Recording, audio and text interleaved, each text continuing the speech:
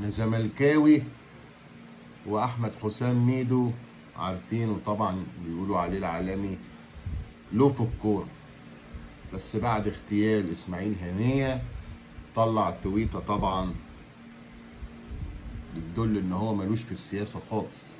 يعني انا بقول لك يا ميدو خليك في الكوره والماتشات والحاجات دي، ما تطلعش تويته وتقول للشعب الفلسطيني الغلبان في عز محنته دلوقتي وفي عز ان هو بيتضرب وبيتباد، تقول اوعى تفتكروا يا مصريين ان حماس ما كانتش اول هدف ليها قتل الجنود ومش عارف ايه.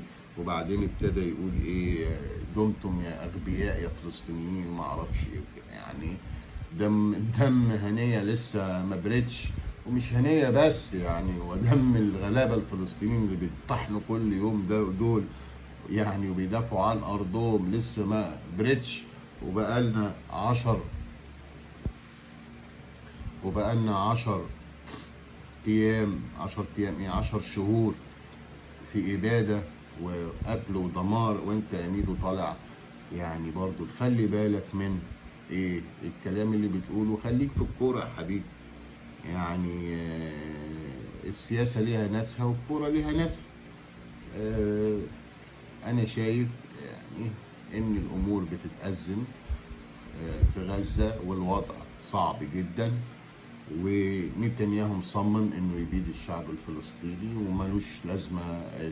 يعني انا شايف ان موضوع التفاوض على وقف اطلاق النار والسجناء ولا الرهائن الاسرائيليين دول مش فارق مع نتنياهو خالص، والطحن شغال. فانا بوصيك يا ميدو لما تيجي تكتب تويته تاني بعد اذنك تخلي بالك بس ما تدبهاش جامد عشان الناس ايه يعني ممكن تزعل حد منه. أعزائي المشاهدين، كل سنة وأنتم طيبين ونشوفكم دايما على خير. ميرسي.